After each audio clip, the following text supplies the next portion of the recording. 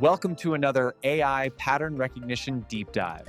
We are diving deep today into a stack of sources that present a really revolutionary idea, I think, trustworthy AI or TAI, but not just, as a set of ethical guidelines for software. Right. It's framed much bigger than that. Exactly. It's presented almost as humanity's necessary external pattern corrector. It's a huge premise, really compelling, maybe a little overwhelming when you first encounter it. These sources define TAI as something almost Existential. existential. How so? Well, they position it as this computational architecture that's fundamentally designed to help us manage ourselves. Manage ourselves, like keep us in check. Sort of. To help us identify the persistent, often destructive patterns that seem to characterize human history, the things we keep doing wrong, basically. Okay, let's unpack that a bit. This concept of the crisis and the pattern corrector. The source material suggests our history is just, well, it's riddled with these cycles of self-sabotage. Yeah. We build these magnificent things, societies, technologies, and then, boom, we find ways to destroy them. Institutionally, environmentally, you name it. Exactly. That's the core realization presented here, that we as a species seem kind of locked into these detrimental cycles. Societal ones, behavioral ones. Like optimizing for short-term gain. Precisely. Often at the expense of, long-term stability or survival even. So the essential purpose of TAI, as laid out here, is to establish a rigorous computational system. Rigorous how? Capable of identifying these destructive recurrent patterns. Think economic bubbles, Right. political polarization, getting out of control, resource depletion, Okay. and crucially, not just identifying them, but prescribing stable, viable alternatives, paths towards long-term human survival and hopefully flourishing. That is, wow. That's an incredible mission statement for a technology. I mean, it's practically asking AI to save us from ourselves. It's a very ambitious framing, yes. But, okay, if TAI is going to act as this sort of correctional system for civilization, it has to be incredibly constrained itself, right? Absolutely. It can't just be another powerful tool that goes off the rails. It needs a rock-solid foundation, something to prevent it from just amplifying the very harmful patterns it's supposed to fix. Exactly. And the sources are very clear on what that foundation looks like. It's built on what they call the 8 pillars. The 8 pillars of trustworthiness. Let's list them. Okay. We've got accountability, Right. explainability, Crucial. fairness, Mm-hmm. interpretability, and transparency, which are related but distinct. Okay. Then privacy, reliability, robustness, and security. And finally, safety. Those are the non-negotiable guardrails then. That's the idea. They have to be designed right into the core architecture to ensure the AI doesn't become, say, an unaccountable black box that just perpetuates historical harm without us even realizing it. But hold on a second. The moment you list those pillars, I start seeing potential conflicts, like inherent tensions between them. Oh, absolutely. That's unavoidable. Take privacy versus transparency. If I want full transparency to audit the system for bias, I need to see the data, right? See the processes it used. Logically, yes. But if I expose all that, I could completely compromise user privacy. Yeah. So how does the TAI architecture actually manage these inevitable trade-offs? And that's really the critical design challenge highlighted in the sources. TAI isn't defined by eliminating these trade-offs because you often can't, but by its ability to navigate them, these complex, continuous trade-offs. So it's a balancing act. Constantly. You're always balancing competing legitimate interests. Consider fair use versus, say, maximal economic efficiency. Okay, give me an example. Well, a system optimized purely for efficiency might streamline a lending process, makes it faster, cheaper. Sounds good so far. But in doing so, it might inadvertently exclude a historically marginalized group because the fastest way excludes them based on some proxy data. That's economically efficient, maybe, but deeply unfair from a societal perspective. Right, so TAI can't just pick one? Exactly. It has to be designed not just to choose between fairness and efficiency or privacy and transparency, but to manage these conflicts. And crucially, the rationale for its final choice, the balancing act it performed, needs to be completely transparent and auditable. Even if the outcome isn't perfect in every dimension. Especially then.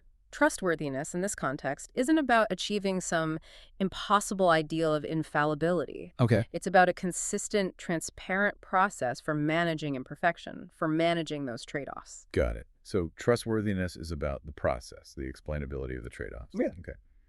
We're structuring our deep dive today based on the scale of pattern recognition used in the sources. Right. We thought it made sense to break it down that way. TAI seems to apply its corrective mechanism across different levels of complexity. So what are the scales? We've identified 3 critical scales from the materials. First, the microscale. This is the really personalized level. Like individual people. Yeah, TAI looking at individual patterns in things like health and education, your personal data, basically. Okay, micro. What's next? Second, the mesoscale. Think middle. This is the societal governance level. Ah, so institutions. Exactly. Tackling those systemic failure patterns we see in our political systems, our economic institutions, justice systems, and so on. Where the big destructive cycles often play out. Precisely. And third, the macro scale. This is the biggest picture. Universal level. Kind of. It's looking at universal evolutionary strategy, trying to figure out the fundamental rules or patterns that govern long-term existence itself. Oh, okay. Micro, meso, macro. That gives us a fantastic roadmap for this discussion. Hopefully. Let's start right in the engine room, the technical mechanics. How does this pattern calculation and control actually work? Okay, so when we talk about AI pattern recognition, we're really talking about the core of machine learning, aren't we? Fundamentally, yes. That's the engine. But how do our sources differentiate standard ML pattern recognition from this highly controlled, trustworthy version needed for TAI? Is there a key difference? There is. I mean, fundamentally, all AI pattern recognition is about observation. Yep. Seeing things in data. Yeah. Distinguishing a pattern of interest. Maybe it's a face in a crowd, a trend in the stock market, a potential tumor in a scan, distinguishing that from all the background noise. And then making a decision based on that pattern. Exactly. Making a logical decision or prediction. You could describe it as an information reduction process, or mapping, or labeling. It takes complex input and maps it to a simpler output or label. Like automating complex human judgment. That's a good way to put it. Mapping thousands, maybe millions of variables down to a single output like this image contains a cat or this loan applicant is high risk. Okay, so that's standard AI. Yeah. Where does the TAI control mechanism kick in? It kicks in to ensure that that automated judgment stays within predefined ethical boundaries. That's the key difference. So it's not just about being accurate. No, not at all. For TAI, the control mechanism is fundamentally about minimizing deviations from an established ethical or functional baseline. A baseline we define based on those pillars: fairness, privacy, safety. So it's constantly checking itself. Exactly. It's designed for continuous self-auditing. Rigorously detecting and minimizing things like security breaches, yes, but also ensuring ongoing adherence to fairness metrics or preventing privacy violations. It's designed as a proactive correctional control loop. Not just a static set of rules you apply once. Right. It has to be dynamic because the world is dynamic and the data is always changing. Okay, but the moment you start training this pattern detector, you run smack into what the sources call the primary risk, historical bias encoding. This is the elephant in the room for all AI, but especially for TAI. AI is an incredibly powerful mirror, isn't it? Yeah. It just reflects whatever reality we show it in the training data. Painfully so. If we show it a history full of biased decisions, it becomes a near-perfect replicator of that bias. So TAI has to recognize that pattern first, the pattern of bias in its own learning material. That's the central pattern it must recognize and actively overcome. AI systems are exceptionally good at finding correlations in data. That's what they do. Right. So if past lending decisions, for example, discriminated based on zip code or used credit history metrics that were themselves influenced by systemic bias, The AI will learn that pattern. it will codify those exact correlations into its operational pattern. It learns that zip code X predicts default. And the insidious part is the system doesn't even need to explicitly use a protected characteristic like race. How does that work? It finds proxy variables, things like neighborhood demographics, maybe the type of stores nearby, even someone's grammar in an application form, things that are statistically correlated with race or income or gender in the historical data. And it uses those proxies to effectively discriminate. Leading to systemic unfairness, what lawyers call disparate impact. The outcome is biased, even if the explicit input wasn't. And the AI might be doing this very efficiently, very accurately, based on the flawed data it learned from. Okay, this takes us directly to the infamous black box problem. If we can't see how the AI is making decisions, how can we possibly trust it, especially given this risk of bias? We can't. Not fully. And that's the whole mandate for explainable AI or XAI. We absolutely need techniques to peer inside that black box. To understand the operational pattern. Yes, and the sources focus heavily on two key technical tools here, tools you might have heard of, A-Shape and Lime. Shape and Lime. Okay. Okay, let's break these down. Why are they so foundational for TAI? Because there are primary instruments for understanding why a model made a specific prediction. They provide mathematical insight into feature influence, which inputs mattered most. This is crucial for detecting bias before a system gets deployed and starts scaling up some harmful pattern. Okay, let's start with SHAP. That stands for Shapely Additive Explanations. That's right. And the sources say it's rooted in game theory. That sounds complex. How does calculating the contribution of each player to the payout work in AI? Okay, imagine a complex model, maybe for predicting house prices. Right. SHAP treats every input feature, square footage, number of bedrooms, neighborhood crime rate, school quality, as a player in a collaborative game. And the goal of the game. The goal, or the payout, is the final predicted house price.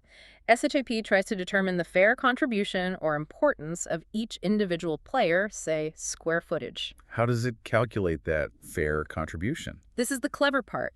It does it by systematically calculating the model's output, the predicted price, by including and excluding that specific feature, square footage, across all possible combinations or coalitions of the other features. All possible combinations. That sounds Is like a it? lot of calculations. It is. It's computationally very intensive. That's its main drawback. But what's the upside of that intensity? Rigor. Because it considers all these combinations, it provides a mathematically sound additive feature attribution. It can tell you precisely how much each feature contributed, on average, to pushing the prediction away from the baseline. And these contributions add up. And why is that rigor essential for what the sources call global explanation? Because it allows for systemic auditing. A regulator, or the company itself, can use SHAP to understand the overall behavior of the model. What's the average impact of income on loan approvals across everyone? Is that impact fair across different demographic groups? SHAP gives you that global systemic view. Okay, so SAT is like the Auditor General giving you the big picture system-wide view. Very thorough but slow. Exactly. Then there's LIME. Local Interpretable Model Agnostic Explanations. The name suggests it's different, more specific. That's right. Lime focuses on speed and specificity.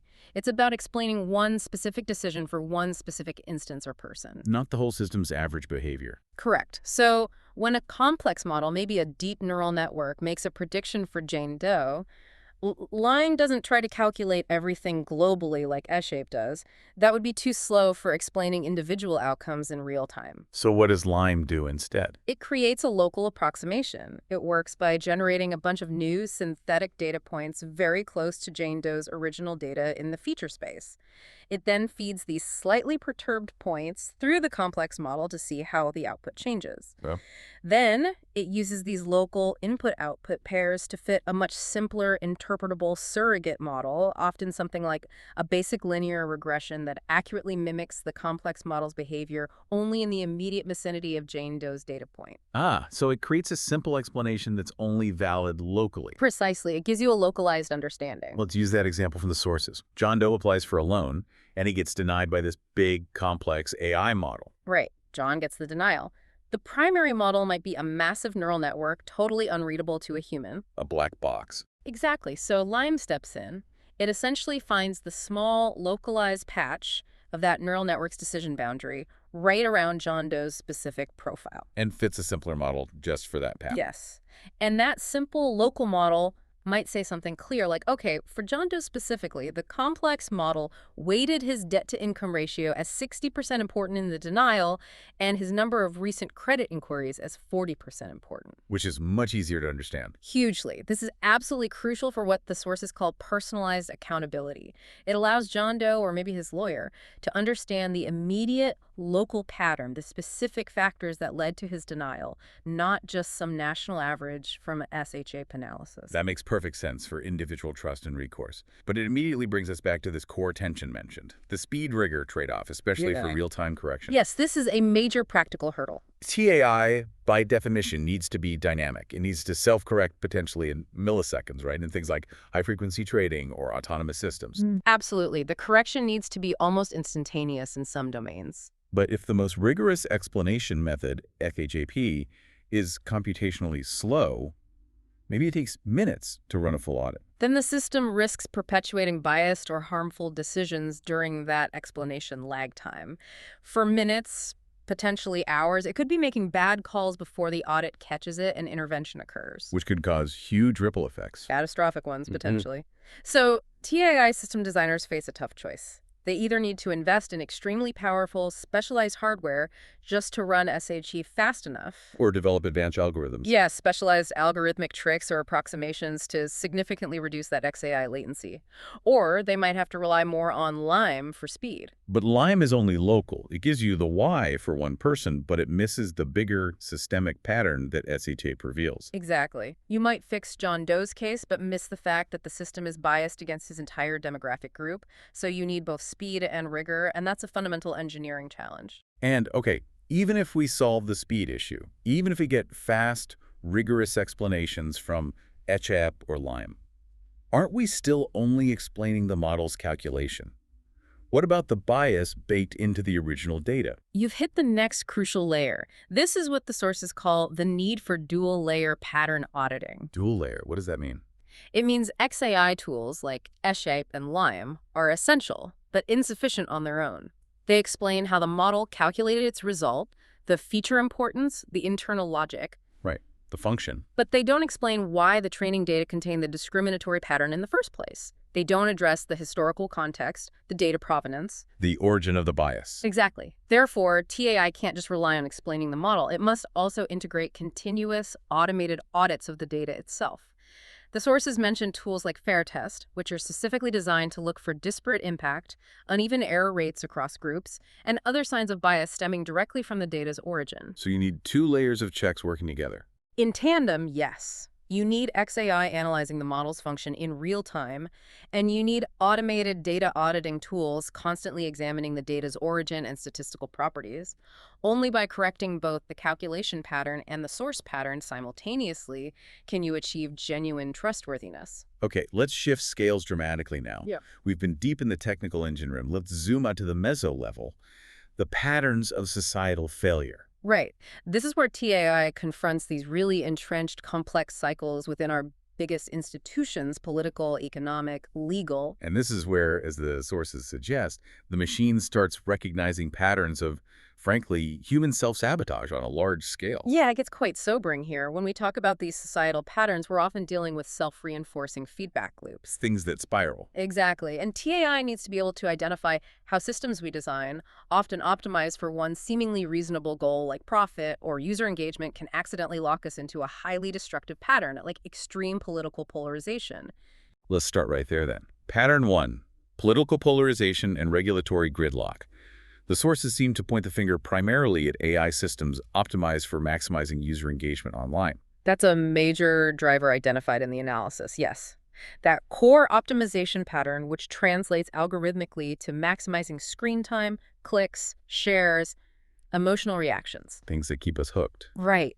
That pattern systematically, almost inevitably, favors content that is emotionally charged, highly reinforcing of existing beliefs, and often inflammatory. Because that stuff gets clicks. It gets engagement. And the consequence is that the content dissemination algorithms intentionally, or perhaps unintentionally but systematically, shield individuals from counter-attitudinal content that challenges their views. Creating the infamous filter bubbles or echo chambers. Exactly.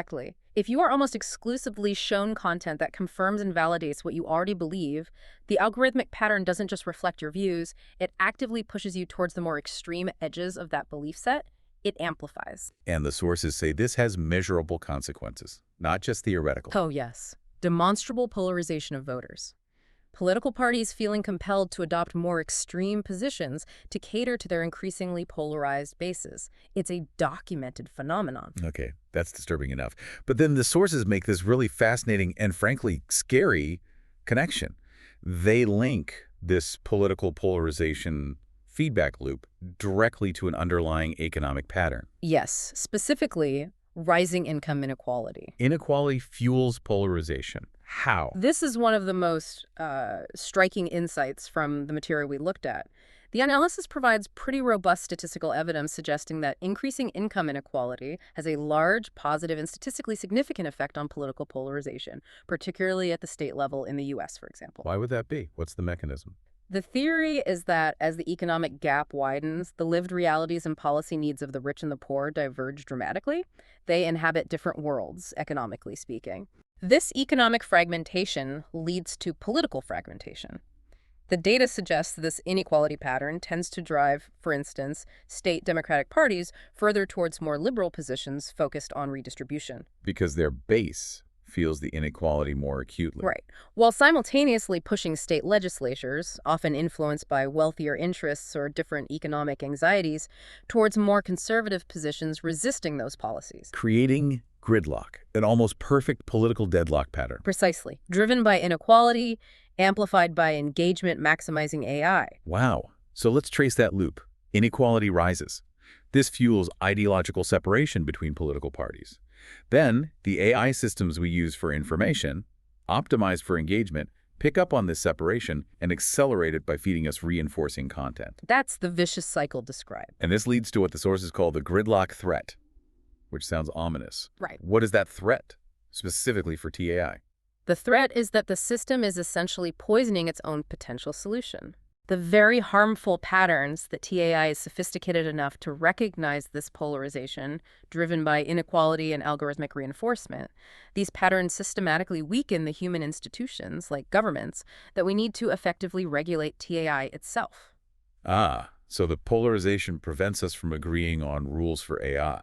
Exactly. Think about trying to pass something complex and crucial like the EU AI Act or the NIST AI Risk Management Framework in a climate of extreme political gridlock.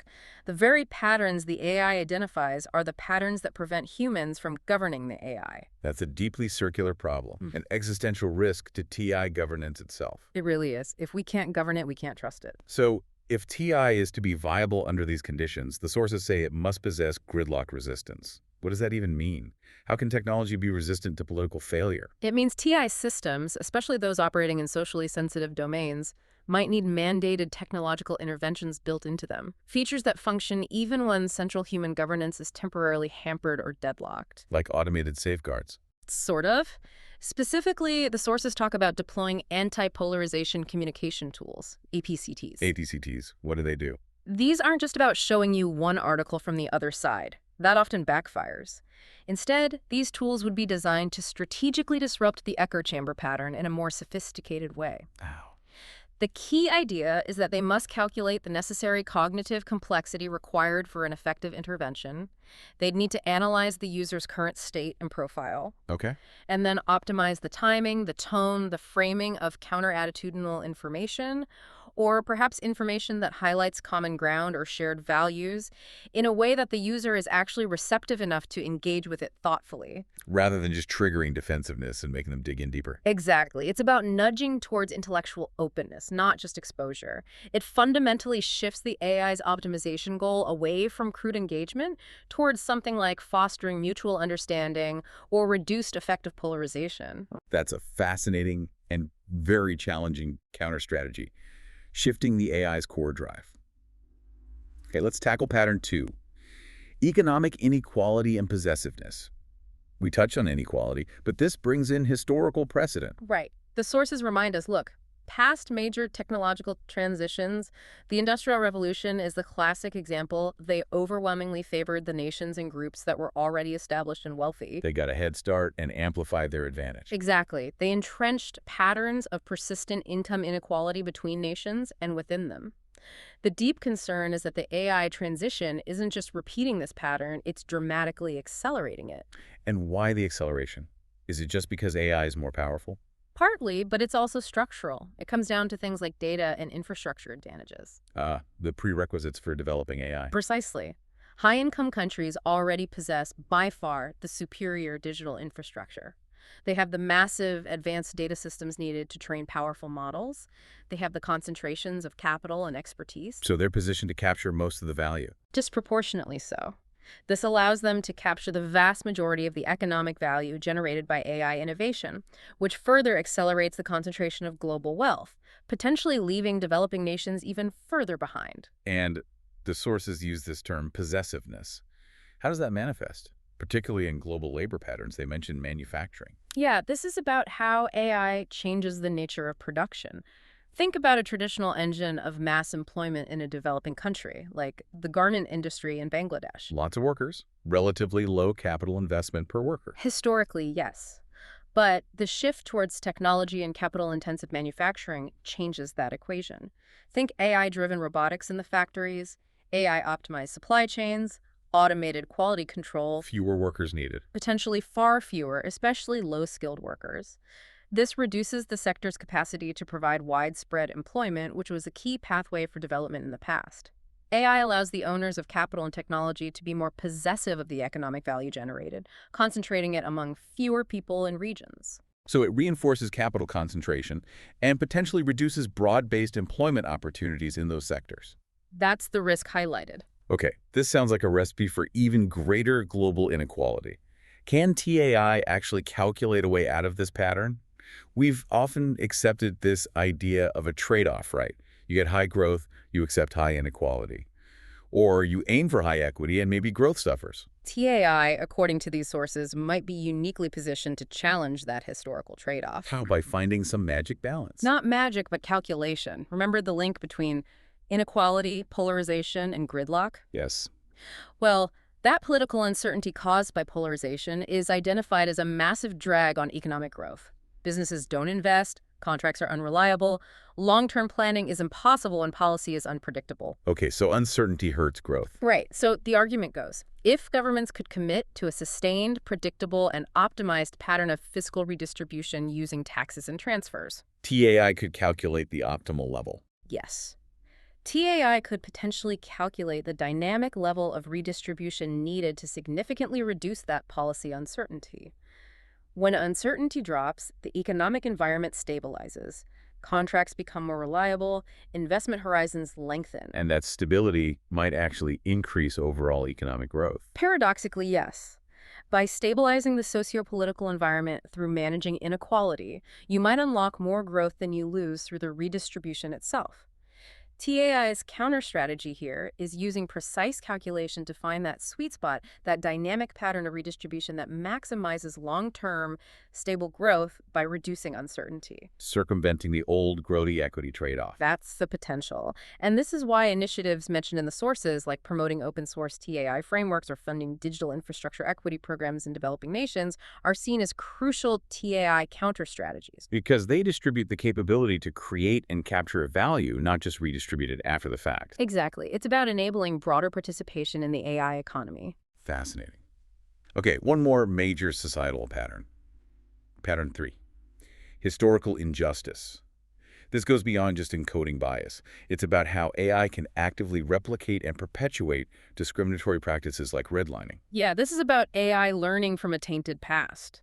The problem lies squarely in training models on historical data that is itself the product of decades, even centuries, of discriminatory practices. So the data reflects the injustice. Deeply. When AI lending models, for instance, are trained on decades of actual loan approval and denial data. They're learning the patterns from a time when discrimination was overt or at least systemic. Precisely. They're effectively learning the operational patterns of systematic discrimination, like the infamous redlining maps from the 1930s that denied services to entire neighborhoods based on race.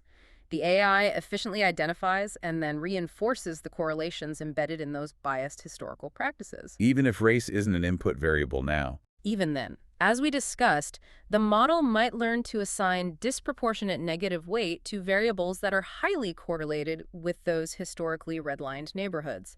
Things like lower average property appraisal rates, local school district funding levels, maybe even proximity to certain types of businesses. Using proxies to lock in the historical exclusion pattern. Exactly. It becomes a modern algorithmic equivalent of redlining. And the result isn't just unfair loan decisions. This exclusion pattern can manifest as tangible, unequal service quality in really critical fields, right? The sources mention medicine, Yes, the example of diagnostic tools for skin conditions is a stark one.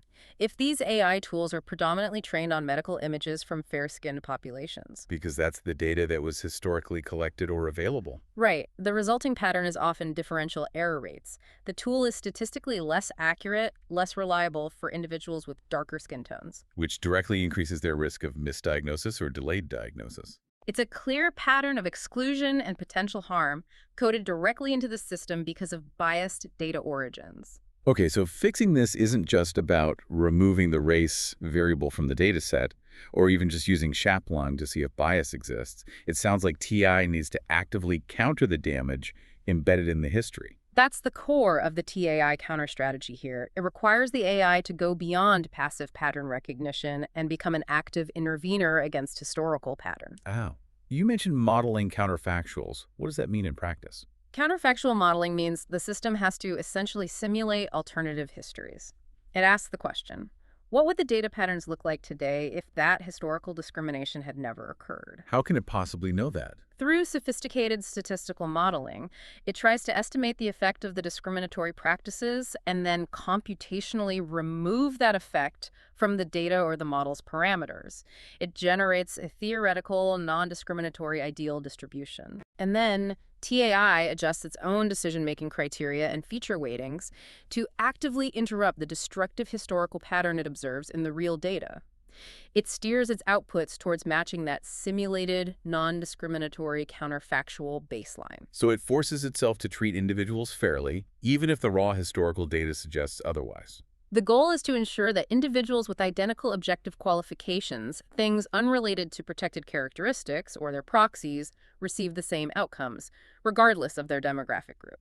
It's moving from passive pattern detection to active algorithmic historical correction, trying to computationally bend the arc towards justice, you might say. We've spent a good chunk of time on that mesoscale, the societal patterns. Let's zoom in now down to the micro level, the individual, and then we'll zoom way out to the macro, starting with the microcosm of trust, individual health and behavior. Right. On the micro scale, the sources highlight the emergence of what they call dynamic monitoring health systems, DMHS. DMHS, what does that involve? This leverages the explosion of data we can now gather from individuals. Think wearable bioelectronics, smartwatches, continuous glucose monitors, maybe even smart clothing, plus other multimodal sensors, perhaps analyzing voice patterns for stress or using cameras for gait analysis. So a massive continuous stream of personal health data. Exactly. Real-time tracking of cardiac activity, stress indicators via hormone levels or heart rate variability, blood glucose, oxygen saturation, sleep patterns, physical activity, maybe even environmental exposures. That sounds incredibly detailed. This enables a real paradigm shift in healthcare, doesn't it? From reactive to proactive. That's precisely the goal. The TAI system first needs to learn the individual's unique normal pattern. What does your heart rate variability typically look like? What's your baseline glucose fluctuation? It establishes your personal physiological symmetry. My healthy baseline. Right. Then TAI continuously analyzes this incoming fire hose of data, looking for subtle, often pre-symptomatic deviations from that established baseline. Patterns that might signal trouble ahead. Exactly. If, for instance, a slight but persistent downward trend in nighttime oxygen saturation, combined with a change in sleep patterns, signals a developing respiratory issue long before you feel sick. TAI could flag it. It could alert you, or perhaps directly alert your clinician. The idea is to shift healthcare fundamentally away from treating diseases after they manifest, towards proactive, preventative intervention based on detecting these minute, dangerous deviations in your personal data pattern. Real-time course correction for your health. That's powerful. And this kind of individualized pattern recognition extends into other personal domains too, right? The sources mentioned education. Personalized cognitive optimization. Yes, the same principle applies. In education, TAI aims to identify the unique cognitive pathways, the specific progress metrics, the learning styles, the performance patterns of each individual learner. How we learn best as individuals. Right. Does this student grasp concepts better through visual examples? Does that one need immediate practical application? Does another thrive on collaborative projects? TAI can potentially detect these unique learning patterns by analyzing interaction data, task performance, even maybe biometric responses indicating engagement or frustration. And then adapt the teaching. Continuously. Adapting the curriculum presentation, the pacing of new material, the types of exercises provided, offering personalized explanations tailored to that student's specific cognitive pattern and current understanding. So optimizing knowledge acquisition for each person. That's the goal. And the sources link this back to the mesoscale. This optimization is seen as crucial because society needs individuals who can acquire and process complex knowledge much more efficiently to manage the intricate societal systems we're building and trying to correct with TAI. We need smarter people, faster. Makes sense. You need micro-level optimization to support macro-level stability. Okay, that takes us to the truly big picture then, the macrocosm. Genetic AI and evolutionary strategies. This sounds almost philosophical, defining the rules of existence itself. It does venture into some pretty profound territory. This is presented as perhaps the highest echelon of TAI's potential pattern recognition capabilities. We're talking about genetic AI, GAI. Genetic AI. Is that AI applied to genetics? Not directly, though it could be. It's more about using principles inspired by genetics and evolution as a computational method.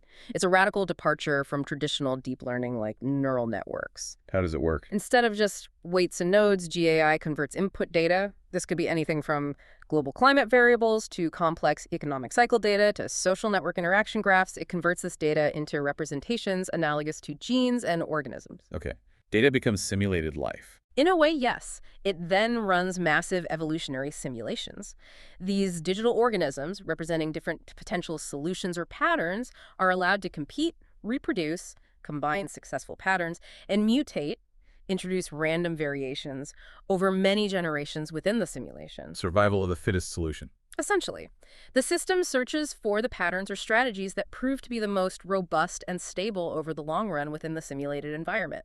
It's looking for what biologists call an evolutionary stable equilibrium. So GAI isn't just predicting the next step based on past data, like standard ML often does. No, it's doing something deeper. It's actively investigating the fundamental rules and strategies that govern long-term survival and stability within a complex system. Without needing us to predefine those rules. That's the key. GAI can potentially identify fundamental universal symmetries, correlations, and successful strategies across vast, seemingly disparate data domains without needing human hypotheses or predefined models of how the system should work.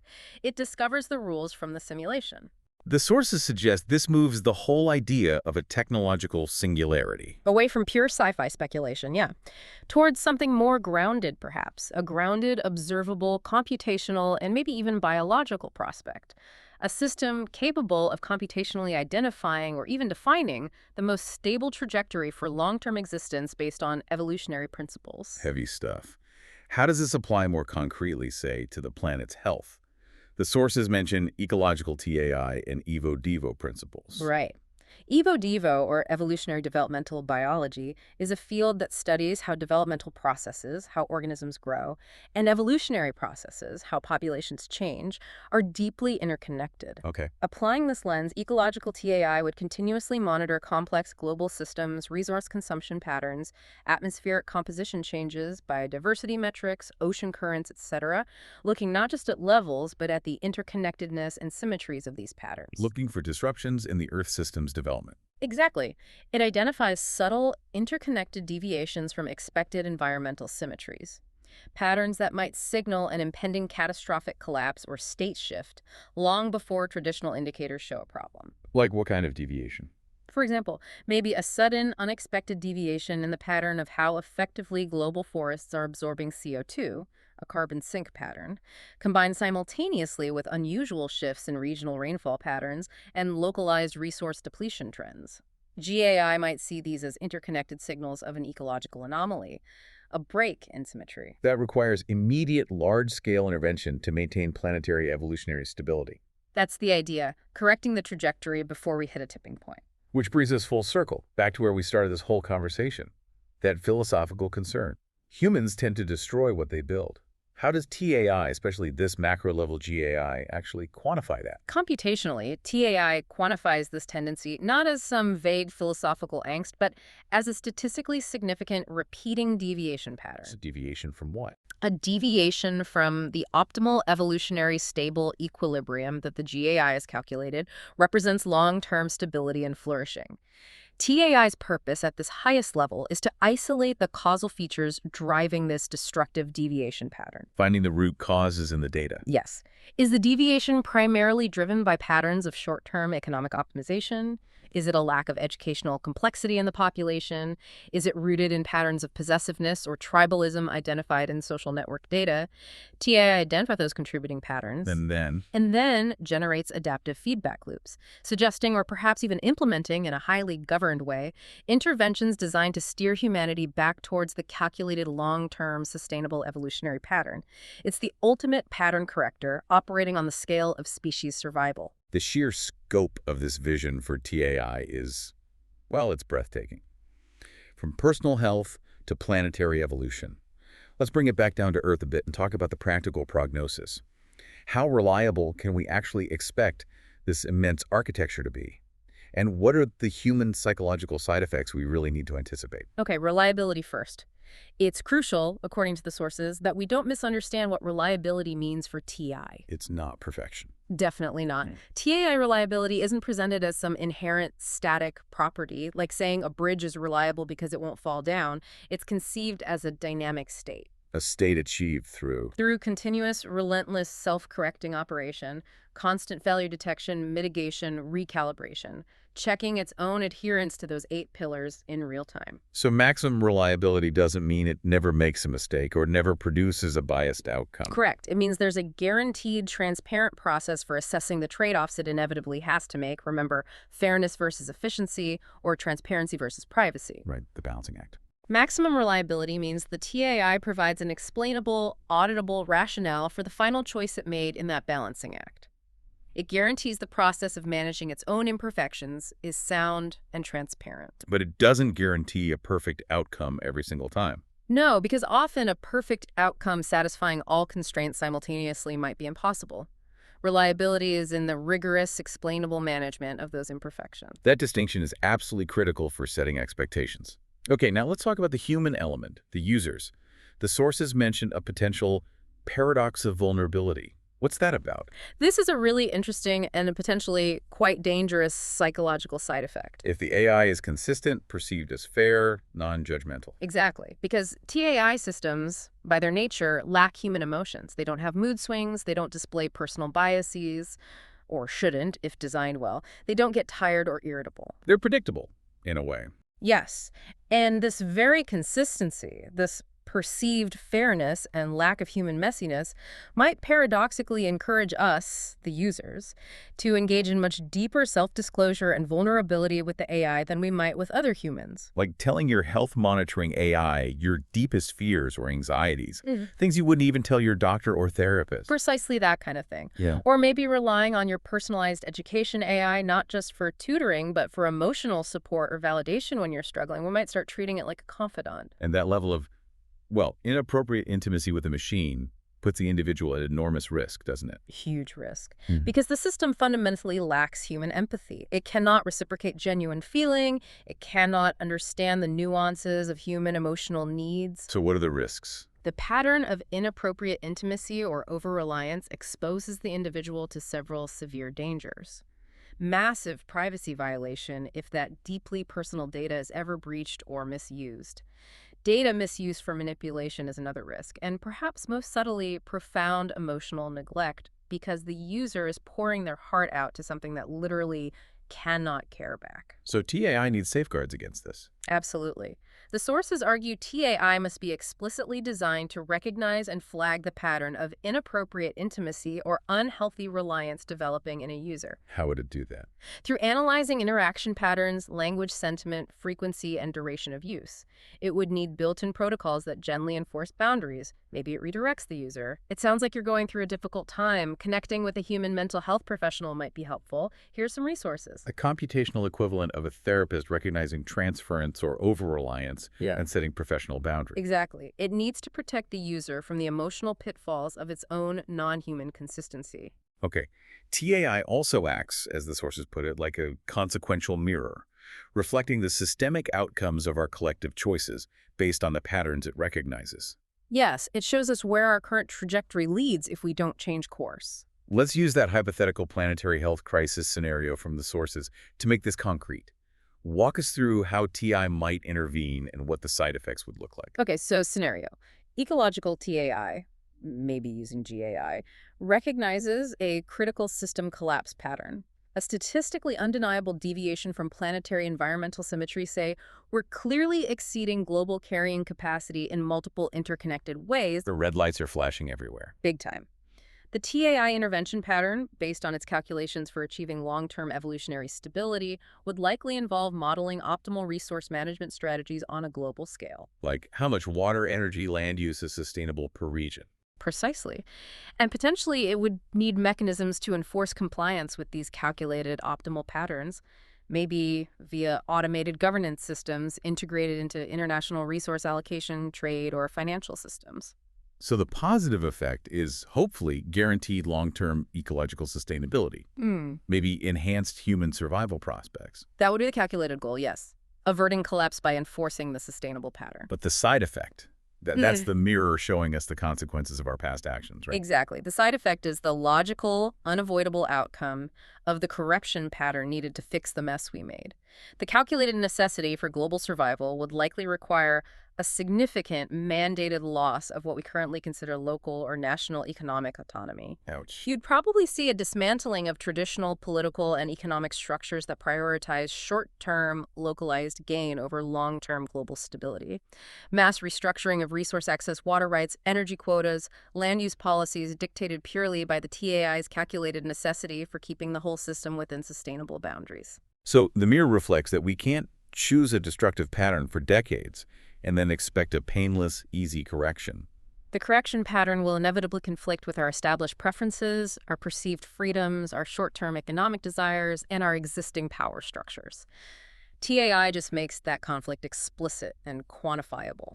This implies, well, it implies a completely new kind of labor market is needed, doesn't it? Yeah. A workforce designed to govern, interpret, and integrate these incredibly complex TAI systems and their pattern-based decisions. Absolutely.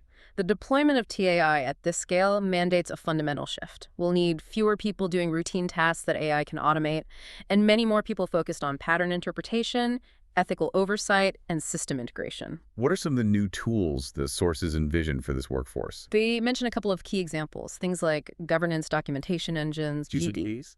Yeah, imagine systems that automatically generate comprehensive, standardized, auditable records for every significant TAI decision, especially those involving trade-offs between the pillars.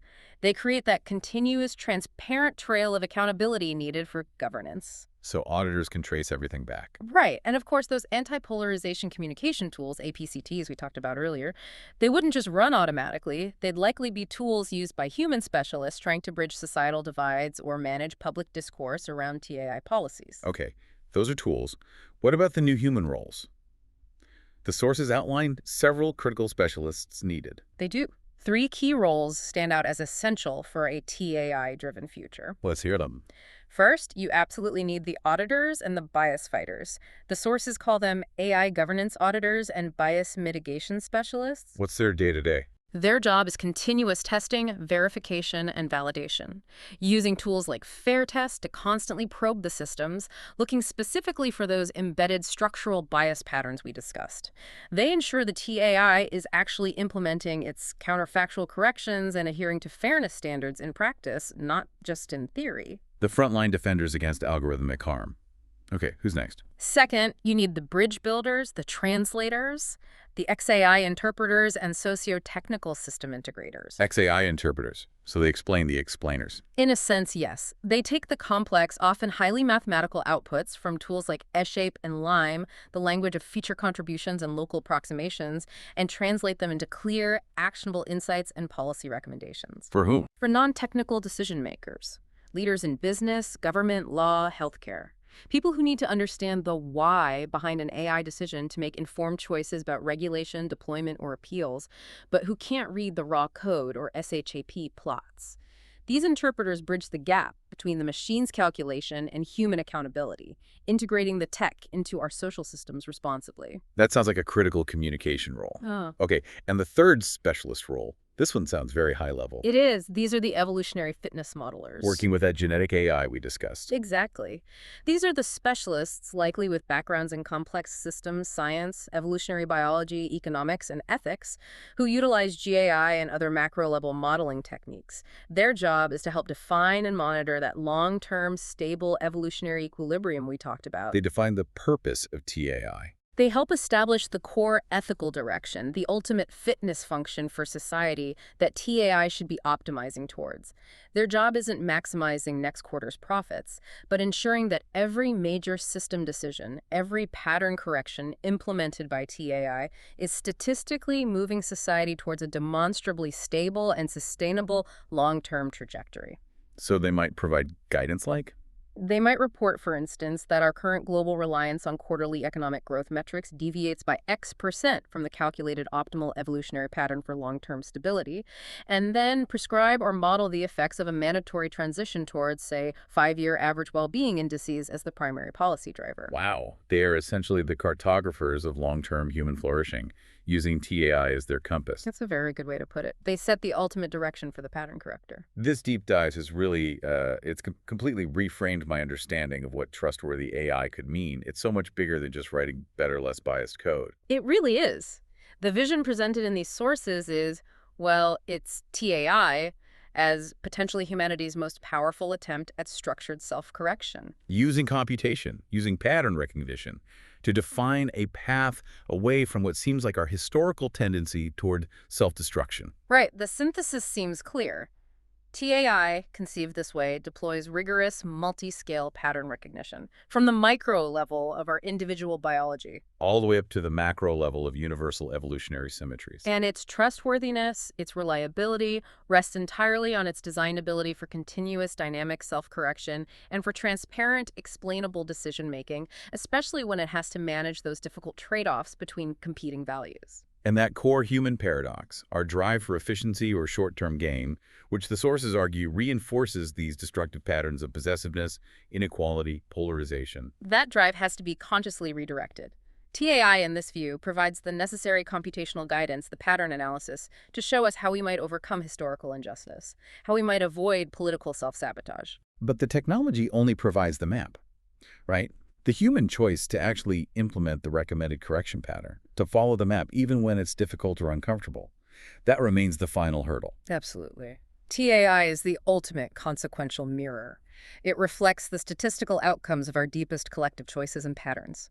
Its trustworthiness is measured in the end by its consistent ability to show us those consequences clearly, transparently, inescapably. So we started with TAI as a pattern corrector. Let's end with a thought for you, the listener, to chew on. If TAI's ultimate purpose is to identify that statistically significant repeating deviation pattern of human destruction, what historical pattern in your own life, maybe personal, maybe professional, maybe political, do you suspect an optimized pattern corrector, looking at your data, would flag first? And more importantly, what immediate, probably non-optimized, maybe difficult change would it prescribe for you right now? That's a challenging question to end on. Something to think about. Thank you for joining us. Yeah. We'll see you soon. This is DigitView.